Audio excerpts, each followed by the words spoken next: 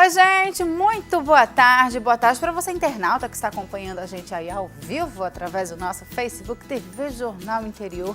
Hoje o programa está muito bacana, está muito informativo. Eu vou conversar com um médico sobre automedicação. Eu já quero saber, você tem esse costume de se automedicar? Você sabia que essa prática pode te deixar doente?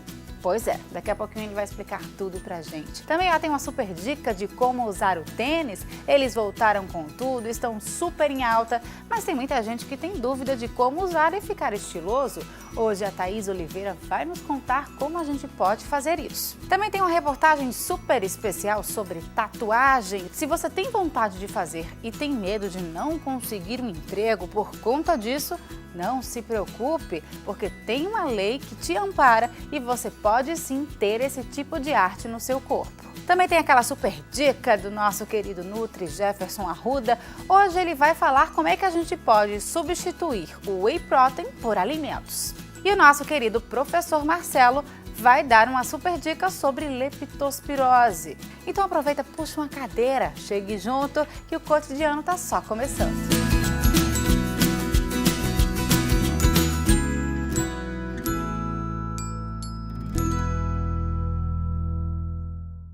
Vamos começar o cotidiano de hoje falando sobre alimentação. Afinal, muita gente costuma usar a suplementação para ir à academia e tentar conseguir o corpo perfeito. Mas você sabia que você pode substituir esse tipo de suplementação industrializada por alimentos? Confere aí na dica do nosso Nutri Jefferson Arruda. Boa tarde, Marcela. Boa tarde para você que está em casa me assistindo. O meu nome é Jefferson Arruda e eu sou nutricionista. E hoje eu vou trazer uma dúvida muito comum. Uma dúvida que eu já tive muito no passado, antes de ser nutricionista. Uma dúvida que meu amigo Kilton, cinegrafista, tem também, certo? E que muitos das pessoas que entram em contato com o cotidiano acabam sempre perguntando: Nutri, como eu faço para substituir o whey protein por alimentos? Então, aqui eu resolvi trazer 4 tipos de alimentos que podem fazer com que você substitua essa dose de proteína, certo? Para quem não conhece, o whey protein é um suplemento proteico que deriva do soro do leite. Ele é muito utilizado com o intuito de aumentar a massa muscular. Então, praticantes de atividade física muitas vezes recorrem a esse tipo de suplemento para fazer com que tenha essa melhora, né, do aumento dessa massa muscular. Então, eu trouxe aqui alguns alimentos que referem a uma dose de proteína. Uma dose de proteína tem em média de 25 a 30 gramas de proteína. Então aqui, por exemplo, eu tenho 70 gramas de patinho, certo? Que consegue substituir essa mesma gramatura de whey protein. Temos também a tilápia, certo? Temos o ovo cozido e temos o camarão. Então, para você conseguir fazer essa substituição equivalente, você pode utilizar 70 gramas desse patinho, certo? De preferência, o patinho bovino grelhado, porque vai minimizar aí na quantidade de óleos e gorduras. Você pode utilizar também 100 gramas de tilápia grelhada, tá certo? Você pode utilizar 130 gramas de camarões ou até mesmo 4 ovos cozidos. Todos esses equivalentes aqui nessa mesa, como vocês podem ver nesse prato belíssimo, eles correspondem a 1 grama de proteína. Então o suplemento é muito vantajoso para quem não tem tempo de se alimentar, para quem tem uma rotina muito corrida ou até mesmo para quem tem aquela anorexia pós-treino, que é aquela falta de fome depois que você termina aquele treino muito puxado. Então aqui temos as alternativas para quem busca realmente mastigar alguma coisa durante esse pós-treino, certo? Então fica aí a dica para você. Suplemento não é uma coisa obrigatória. O nutricionista vai avaliar a necessidade de você fazer a utilização desse suplemento, tá certo? Caso não seja necessário, caso você possa substituir por alguma refeição, tá aí a dica. 70 gramas de patinho bovino, 100 gramas de tilápia, 130 gramas de camarões ou 4 ovos cozidos. Eu espero que você tenha gostado, certo? Espero que vocês continuem mandando feedbacks aqui para nossa produção, porque aqui no cotidiano a gente esclarece sua dúvida. Muito obrigado e uma boa tarde. Nutri, tu arrasa, hein? Obrigada, viu, meu amor? Beijo, até a próxima, se Deus quiser. Bom, agora eu vou chamar um outro querido, que é o nosso professor Marcelo, porque hoje ele vem falando sobre um assunto muito importante, leptospirose. Confere aí. Boa tarde, Marcela. Boa tarde a você que nos acompanha. Dia 5 de junho foi comemorado o Dia Mundial do Meio Ambiente. Será que temos motivos para comemorar? O que é que nós estamos fazendo com o nosso meio ambiente? como estamos cuidando de nossa verdadeira casa. Caruaru, que é a nossa realidade. O que a gente pode encontrar aqui de manutenção dos recursos naturais que a capital do Agreste nos dá. Vamos falar sobre isso nessa dica de hoje, sobre o Rio Ipujuca e a urbanização irregular na cidade de Caruaru. Toda cidade que tem desenvolvimento de urbanização, é preciso ter projeto para saber onde as pessoas possam criar suas residências. Aqui nós estamos num bairro em Caruaru, onde é nítido essa falta de planejamento na urbanização. As casas ocupam a mata ciliar, que é a mata ribeirinha, que está na borda do nosso rio Ipujuca, que contém a vazão desse rio quando temos fortes chuvas. Essa vegetação que encontra-se na borda do rio, essa chamada de mata ciliar, é muito importante para a retenção, principalmente de quê? Da vazão do rio, quando esse rio encontra-se cheio.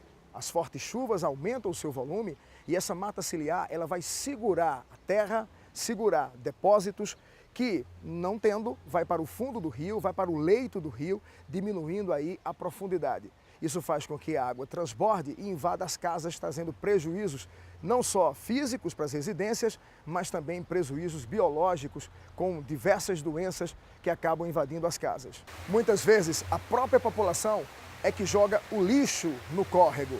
Esse lixo, ele vai cada vez mais dificultar que a vazão do rio passe livremente por essas vielas, por esses caminhos que já são feitos artificialmente, com o crescimento irregular e com a urbanização devastadora que condena o curso natural do rio.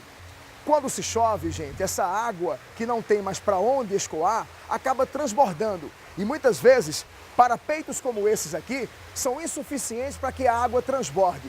O grande risco é que animais roedores, como os ratos, eles se contaminam com a bactéria chamada de leptospira e acabam transmitindo para as próprias casas, as próprias residências, uma doença onde o rato é vetor, chamada de leptospirose. É difícil imaginar que há 60 anos atrás, esse rio era navegável, esse rio era fonte de lazer aos caruaruenses nos domingos, onde eles conseguiam ver a paisagem de Caruaru em barcos, em jangadas, que navegavam tranquilamente pelo nosso querido rio Ipujuca. Esse cenário, gente, que parece ser um cenário irreversível, na verdade, tudo isso poderia modificar se o poder público, em parceria com a sociedade, resgatasse um rio que agoniza, um rio que representa a identidade de Caruaru, um rio que nos representa em toda a sua essência. Isso aqui é vida, porque vida é água. Marcela, um forte abraço para você, um abraço para você que acompanha o programa Cotidiano e até uma próxima. Gente, agora eu vou para um rápido intervalo. Na volta, vou receber um médico aqui no estúdio, porque ele vai conversar comigo sobre os perigos da automedicação. Me espera que eu volto rapidinho.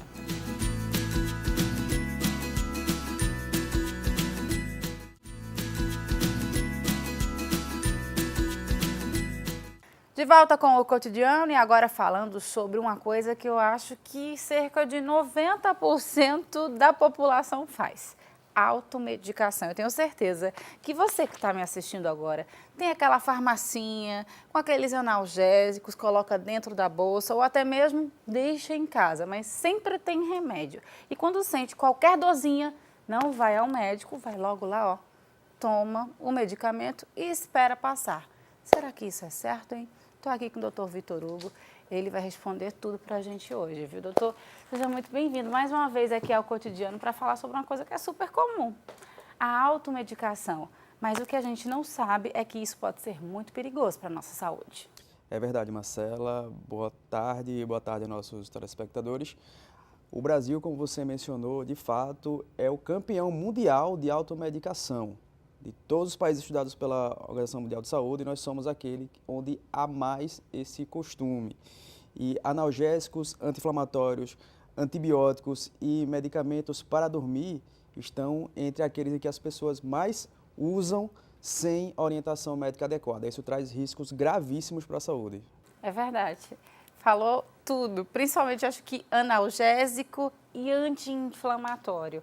O anti-inflamatório, não sei se é verdade, mas eu já ouvi falar que quando a gente toma por conta própria, quando a gente faz a automedicação, além dele perder o efeito futuramente, ele pode trazer várias doenças para a gente. Exatamente, Marcela. Os anti-inflamatórios são drogas que têm indicações muito precisas e quando são usadas de forma inadequada, os prejuízos, principalmente para o estômago, para o sistema excretor, notadamente para os rins, podem ser inclusive irreversíveis e, em último caso, podem levar até a pessoa a precisar fazer diálise para o resto da vida, entrar numa fila de transplantes, tudo isso porque usou o medicamento de forma inadequada. E quando isso não acontece, quando o desfecho não é tão grave assim, no mínimo, aquela lesão que está causando aquele desconforto, está causando aquele problema, fica mais resistente e mais difícil de tratar.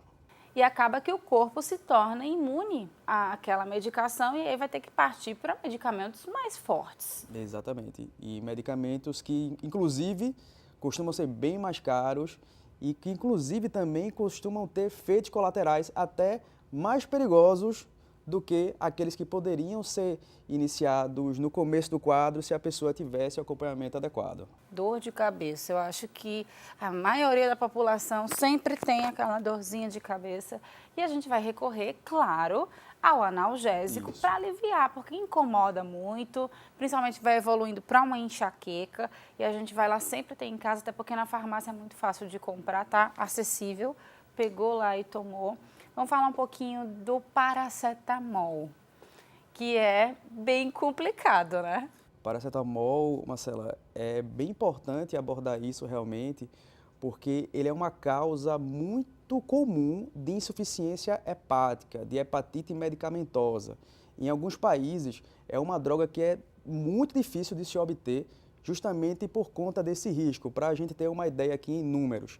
Veja, o nosso fígado ele é capaz de metabolizar, de processar 1 grama de paracetamol por dia.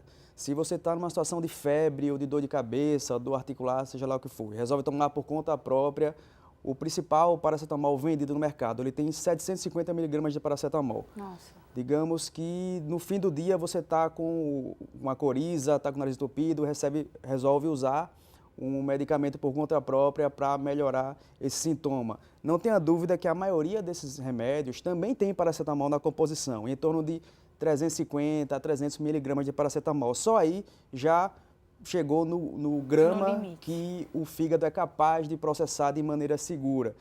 E se você no dia seguinte tomou um remédio para dor de cabeça que também tem paracetamol frequentemente, você já excedeu essa quantidade de paracetamol que o fígado pode processar seguramente. Então você está submetido a um risco muito importante de uma complicação extremamente grave, que é a falência hepática aguda.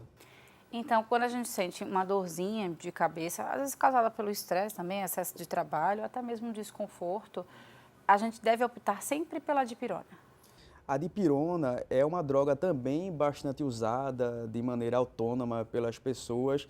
Ela resolve boa parte desses quadros, mas é muito importante deixar claro que se você sente dor de cabeça com alguma frequência, se isso está atrapalhando a sua qualidade de vida, o ideal é você passar para um diagnóstico da origem dessa cefaleia, dessa dor de cabeça, para que você seja tratado realmente de maneira adequada. A dipirona é outro caso também de medicamento aparentemente inofensivo, mas que pode causar um tipo específico de anemia, que chama anemia plástica, extremamente grave, o que faz inclusive a dipirona ser uma droga bastante restrita nos Estados Unidos, por exemplo. Se cefaleia é algo que te incomoda, procure o tratamento adequado para que você não fique resistente às drogas que fazem o tratamento desse quadro. Doutor, temos participação de telespectadores. Vamos ver qual é a primeira pergunta? Vamos sim. lá. Doutor, se eu tiver a mesma doença que uma amiga minha, eu posso tomar o mesmo medicamento? E aí, doutor? Não pode. Essa é uma conduta bastante inadequada. Por mais que o diagnóstico seja o mesmo, as doenças se apresentam de forma diferente entre as pessoas. E você pode até ter a mesma prescrição daquela droga, mas a posologia, ou seja, a forma de tomar, a quantidade de tomar, vai ser completamente diferente. Então, não faça isso. Não faça isso, viu? Tem muita gente que eu conheço que gosta também de dar um antimédico, qualquer coisa. Olha, eu acho que você está com gastrite. Vá, faça isso, faça aquilo. Eu acho que a próxima pergunta tem muito a ver com isso. Vamos dar uma olhadinha? Vamos lá.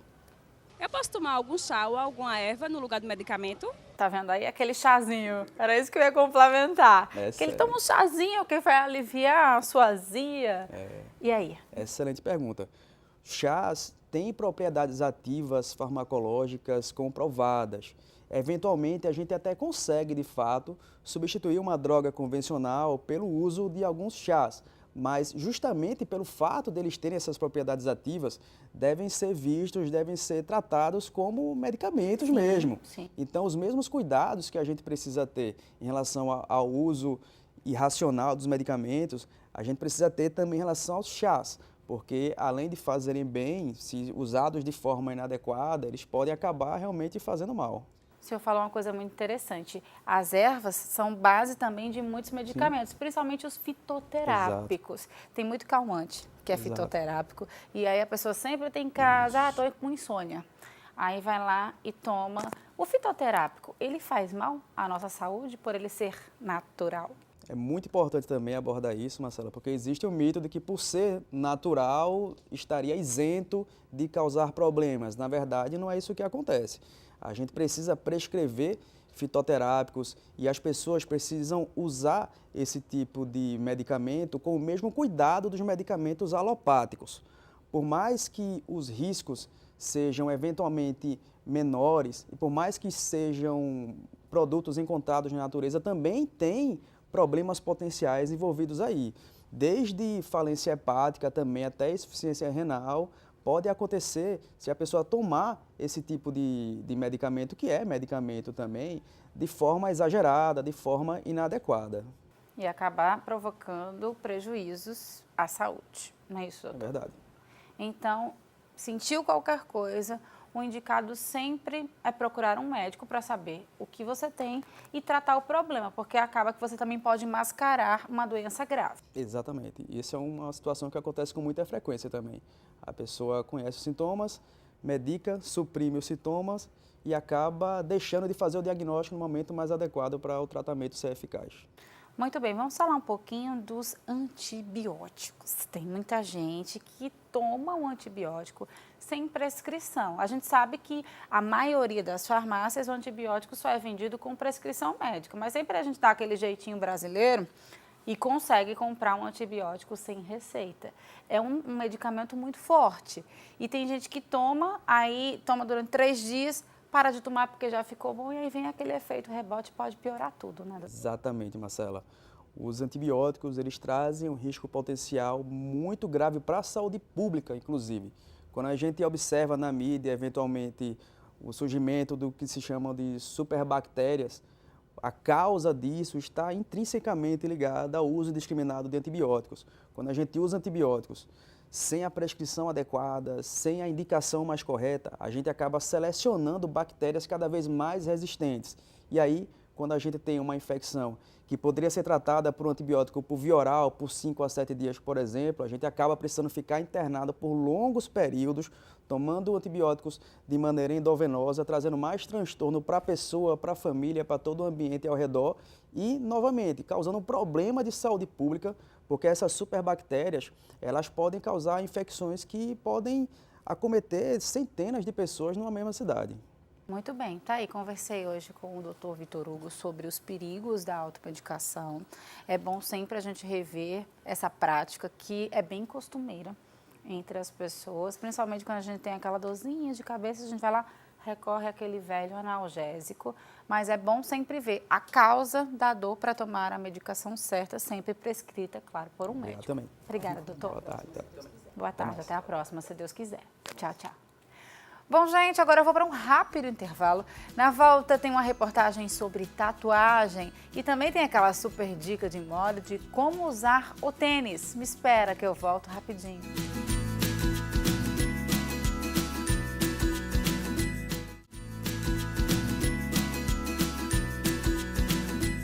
De volta com o cotidiano e agora falando um pouquinho sobre tatuagem. Eu particularmente tenho, adoro, acho muito bonito. Mas antes da gente tomar a decisão de fazer uma tatuagem, que é uma decisão irreversível, afinal você vai levar esse desenho para o resto da sua vida, você tem que escolher um bom profissional.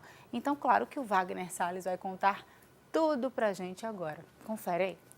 As tatuagens existem há mais de 3.000 anos. Naquela época, elas serviam para diferenciar os indivíduos de diversas tribos. Mas é impossível falar de tatuagem sem citar o americano Sailor Jerry, que nos anos 20 profissionalizou a tatuagem e foi o primeiro a abrir um estúdio voltado para esta arte. Por aqui, a moda chegou no Brasil nos anos de 1960 e de lá para cá, muita coisa mudou.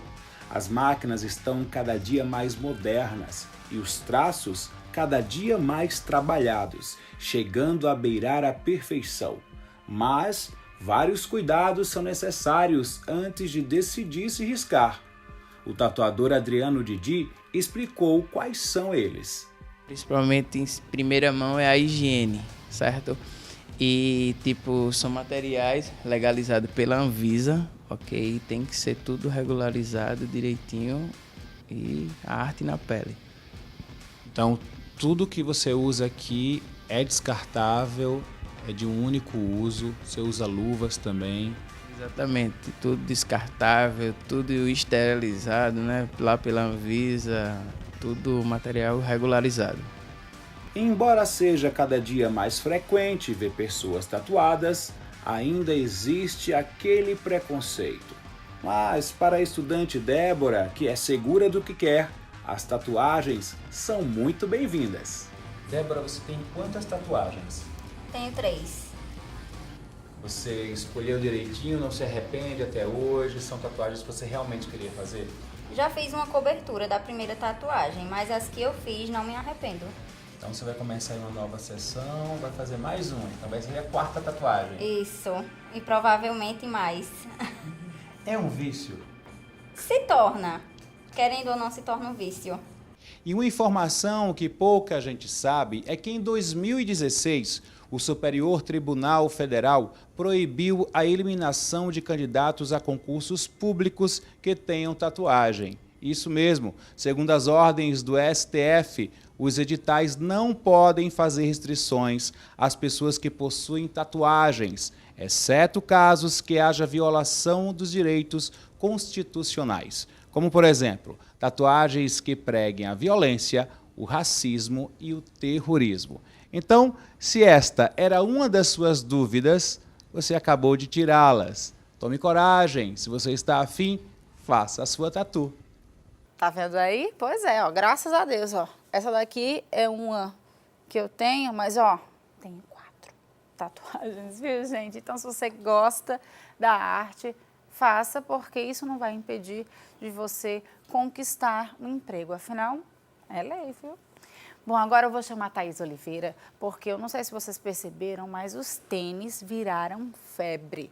Estão presentes em todos os looks, mas tem gente que tem dúvida de como usar e ficar, ó, estiloso. Então, Thaís, salva a gente. Como é que a gente usa um tênis junto com uma roupa para sair para qualquer ocasião, hein, Thaís? Marcela, pessoal aí de casa, deixa eu dar uma dica. Foi-se o tempo em que o tênis ele era só o nosso companheiro de academia e de escola, sabia? Pois é, hoje é dia de dar dicas de como aliar esse queridinho que é tão confortável aos nossos looks, porque dá para compor com tanta coisa legal que vocês nem imaginam. Bora lá, preparei aqui umas composições super massas e outra coisa, tem que ser desenrolado, vocês sabem, né? E tem que montar e usar tênis em várias propostas. Minha primeira proposta é essa aqui, macacões. O mais interessante é que você utilize o tênis aí ao teu favor. Por exemplo, uma peça jeans como essa única, você pode aliar uma cor aos seus pés para chamar a atenção e arrematar o teu look. Então fica super legal com um sapato como esse aqui. Vocês sabem, né? Amarelo tá bombando agora nesse inverno e combina super. Outra coisa, um macacão mais formal também cabe com esse tipo de tênis. Esse aqui tá super lindo, ele tem uma manga mais comprida, super elegante, e aí você pode aliar um tênis mais chique, por exemplo, com acabamento em verniz, vai ficar super bacana também. Se teve uma coisa que eu amei, foi essa pegada de tênis esportivos, tênis de academia, para usar no look diário. Pois é, então você pode olhar o seu tênis de academia com um novo olhar, porque dá para combinar e fazer uma combinação, além de confortável, fashion. Que tal apostar no shortinho jeans? Uma blusinha estampada como essa, ó, cinza com rosa, com azul, com branco. Você pode escolher uma dessas cores para aliar aí na cor do seu tênis. Por exemplo, que tal um tênisinho rosa para arrematar esse look aqui? Fica massa, viu? Vai ficar lindo e vai ficar super fashion. Além do mais, vestidos estampados combinam super. Mesmo se eles tiverem um tecido mais leve, mais elegante, a pegada tem que ser essa. Por quê? Você quer tirar aquela informação de que o tênis ele é esportivo. Então o segredo é você aliar com tecidos mais leves, mais finos, com estampas. Olha essa aqui como tá super lindo, fica super legal, tanto com tênis branco, quanto com um pretinho assim, por exemplo, em verniz. E outra coisa, se você quiser inovar, coloca uma cor. Ia ficar super legal com amarelo também. Calça esportiva, que é também sinônimo de conforto, combina com tênis. E outra coisa, o segredo para tirar aquela cara de esporte que o tênis traz essa informação e que a calça também traz essa informação, é você combinar com o tricô. Então fica uma proposta super bacana e combina super agora nesse inverno também. Olha que linda. Essa calça aqui estilo jogging, tá?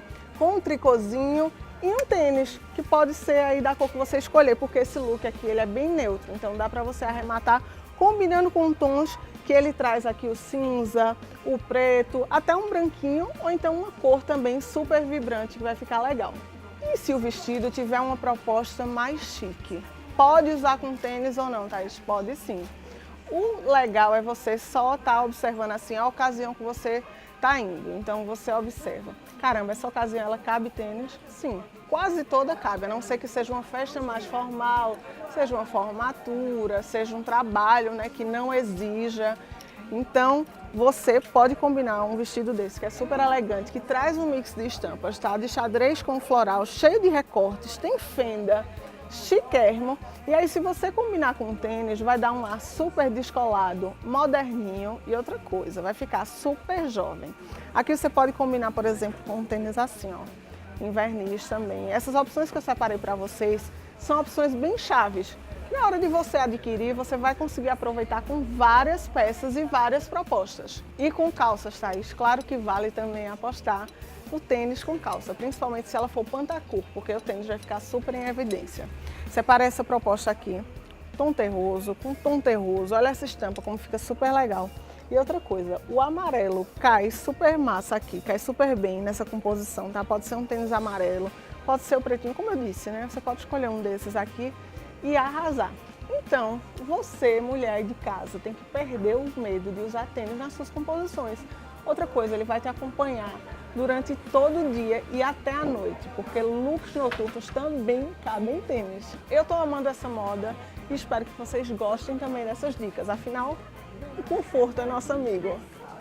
Muito bem, Ruiva, adorei as dicas, viu? Um look mais lindo que o outro e realmente dá para usar o tênis e ficar super estiloso em qualquer ocasião. Obrigada, viu?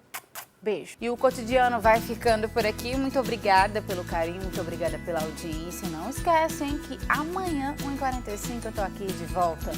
Beijo, fiquem com Deus. Tchau, tchau.